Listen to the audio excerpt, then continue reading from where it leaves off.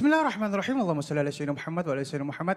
Assalamualaikum warahmatullahi wabarakatuh. Waalaikumsalam warahmatullahi wabarakatuh. Jamaah. Yeay. Oh jamaah. Yeay. Alhamdulillah. Alhamdulillahirabbil alamin. Mudah-mudahan semuanya sehat walafiat. Masya Allah ya. Rezekinya berlimpah. Amin. Khususnya rezeki hari ini kita akan dapatkan ilmu dari guru-guru kita yang dimuliakan Allah Subhanahu wa taala. Ustadz Maulana. Iya siap, Masya Ustadz Allah. Hafiz, Masya Allah. Abi sehat ya, Abi Ridwan ya, Masya Allah ya. Dan udah ada jamaah juga nih yang pakai hijau nih. Hijau ya. Kan? Apa, ungu? Ungu. Oh, ungu. Yang mentok ungu ya. Ini dari majelis taklim mana nih?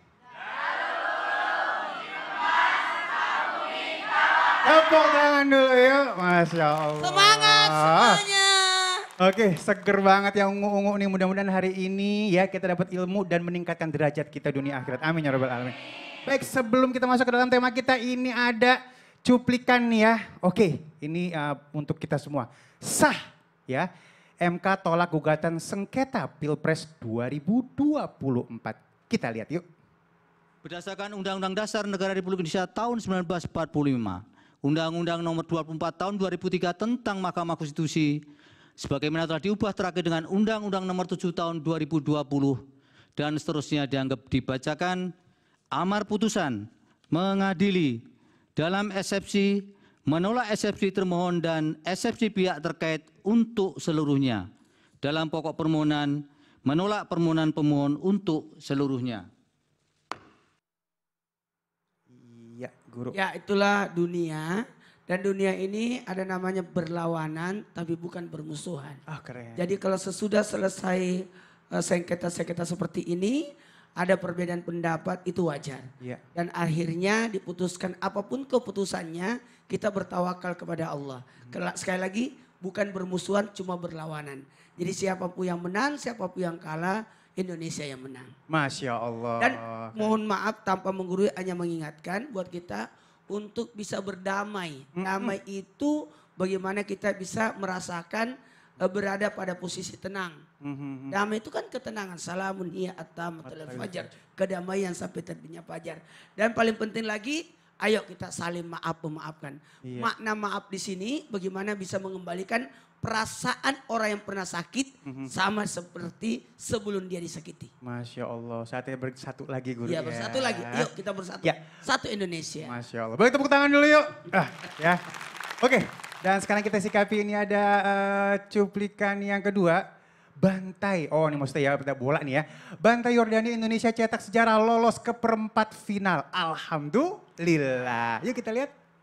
Namun hal itu tak menyurutkan mental anak asuh Sintayong yang justru berhasil mencetak gol ketiga pada menit 70 melalui brace dari Marcelino Ferdinand setelah bekerja sama apik dengan Witan Sulaiman.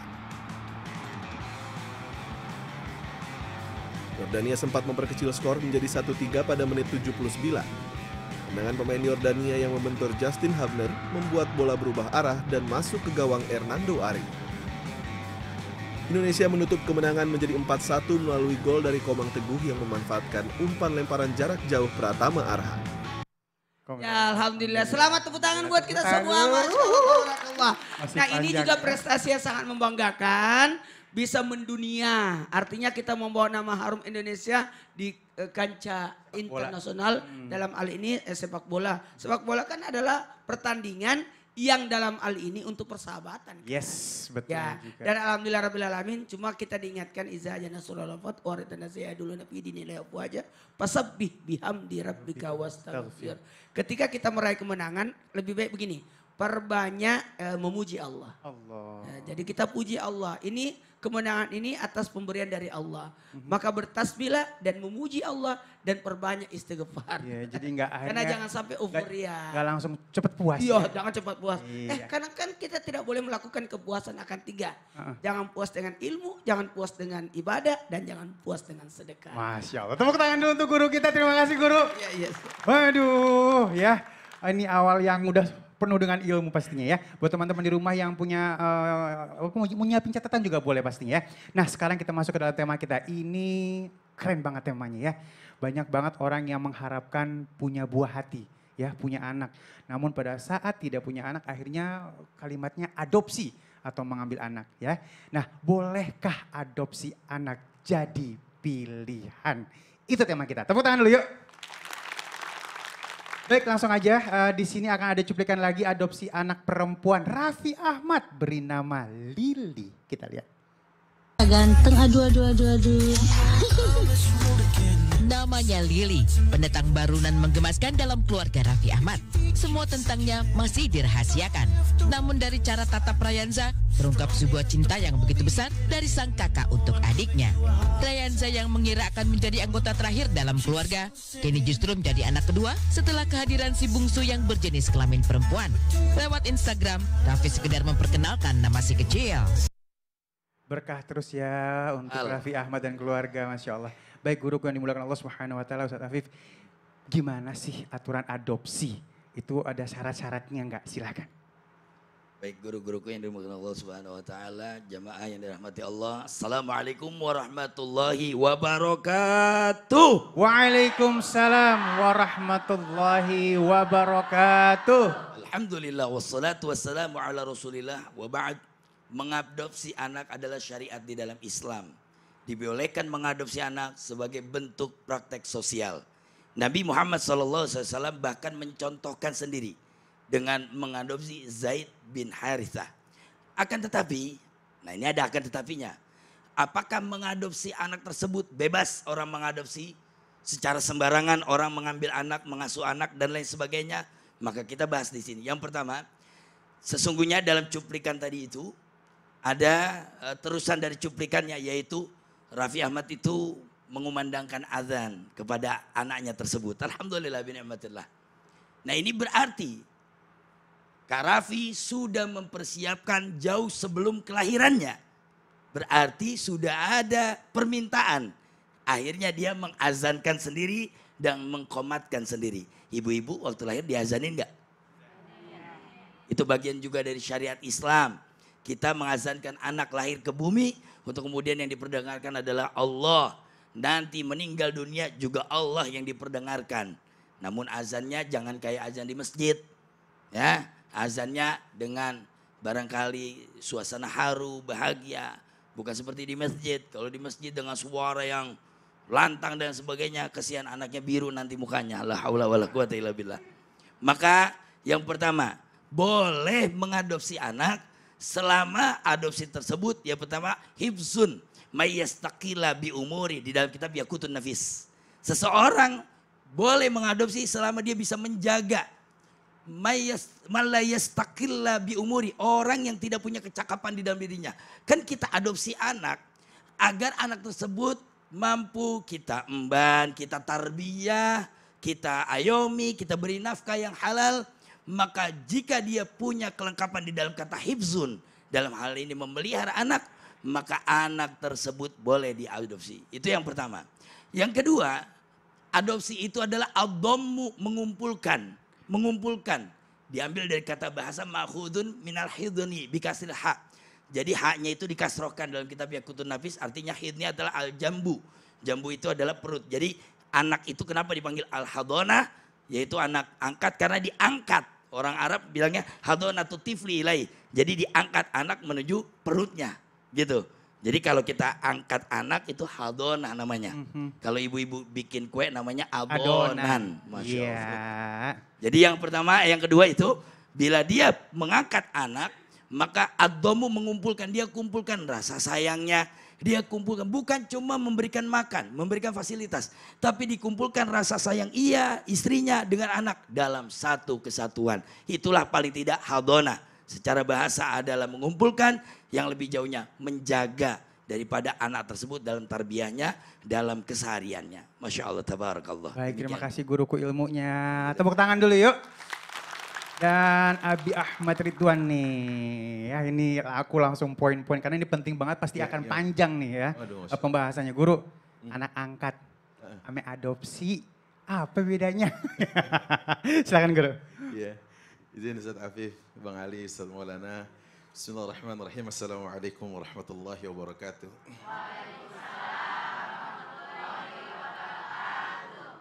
adopsi sama anak apa? Angkat. Tadi guru kita Ustaz Afif udah jelasin tuh.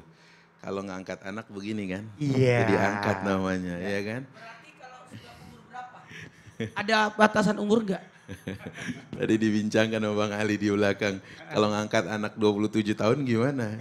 Itu ngangkat ade namanya. Izin guru-guru yang dimuliakan Allah Subhanahu wa taala. Jadi kalau kita bicara tentang istilahan, secara istilahi, memang penggunaan kata atau penggunaan bahasa di setiap tempat beda-beda. Nggak tahu kalau di Sukabumi naon namina angkat anak. Sama, oh saminya, sama aja ya. Jadi ngangkat anak di tempat berbeda, istilahnya juga beda. Nah, ada istilah mungkin ya, orang bilang ini anak angkat. Sehingga yang diangkat-angkat itu secara bahasa berarti terangkat status kedudukannya. Nah, karenanya Islam dengan rinci membahas ini. Tadi guru kita bilang ada Zaid bin Harithah. Dan Allah singgung itu di beberapa ayat awal di surat Al-Ahzab. Kata Allah bahwa ma ja'ala ad'iya'akum abna'akum. Dan Allah tidak menjadikan anak-anak angkat kalian itu sebagai anak kandung. Nah ini perlu digarisbawahi. Sesuai dengan apa yang dikatakan dalam riwayat dari Rasulullah SAW dengan sanad yang sahih. Dikatakan apa itu? Arba'atun min amril jahiliyah. Ada 4 hal yang menjadi salah satu tradisi jahiliyah yang masih diwarisi umat ini. Salah satunya adalah disebutkan at-ta'nu fil ansab. Merusak nasab. Jika yang dimaksud dari mengadopsi tadi adalah mengganti nama ayah biologis, ayah kandung dari anak itu, misalkan Fulan bin Ahmad Ridwan gitu, itu menjadi tidak boleh menurut ayat ini. Tadi guru kita mengatakan kalau niatnya adalah mentarbiyah, mendidik, memberikan pengayoman, memberikan nafkah, ya kan? Maka itu dikatakan di dalam ayat Allah Subhanahu wa taala dengan jelas. Yang disebut dengan ad'iyah. Tetapi kalau kemudian tiba-tiba ganti ini, ibu diganti nama belakangnya. Bapaknya siapa? Fulan atau Fulana? Fulan dong ya kan? Iya. Nah diganti belakangnya dengan nama selain nama ayah biologis itu yang menjadi catatan para ulama fikih. Makanya Allah katakan ud'uhum li abaihim. Panggil mereka dengan nama ayah biologisnya. Masya Allah. Jadi sebenarnya sama ya anak angkat sama adopsi ini. Ini bahasa yang agak lebih formal. Formal aja adopsi ya sebenarnya poinnya sama ya guru. Sama aja. Terima kasih guru ilmunya. Tepuk tangan dulu yuk. Dan sekarang udah ada pertanyaan yang masuk melalui media sosial kita nih ya. Ini ada Farah.Salira. Ya, tepuk Salira. Assalamualaikum Ustadz. Waalaikumsalam warahmatullahi wabarakatuh. Mau bertanya dong Ustadz. Saya kan udah lama mengadopsi anak ya Ustadz ya. Terus dulu tuh bilangnya gak punya orang tua dari panti asuhannya. Tapi sekarang pas udah gede ternyata ada orang tuanya. Terus diminta lagi Ustadz, kalau saya nahan salah nggak tuh Ustadz? Kan saya yang ngurus dari kecil, parah banget ya. Lah iya aja parah banget itu bagaimana sih gue? Panti asuhan itu bukan tempat untuk anak yang tidak punya orang tua atau punya yatim piatu. Panti asuhan itu adalah tempat mengasuh. Yes. Tidak mesti semua orang meninggal orang tuanya masuk di situ. Mohon maaf ya. Kalau hal seperti ini memang tidak bisa dijawab setengah-setengah. Oh harus jelas. Makanya jamaah yang di rumah ini jangan kemana-mana. Kita bahas kali ini sampai tuntas, sampai selesai acara semua. Iya jadi gak salah-salah ya. Jangan kemana-mana, kita bahas setelah yang satu ini. Jamaah, alhamdulillah. Udah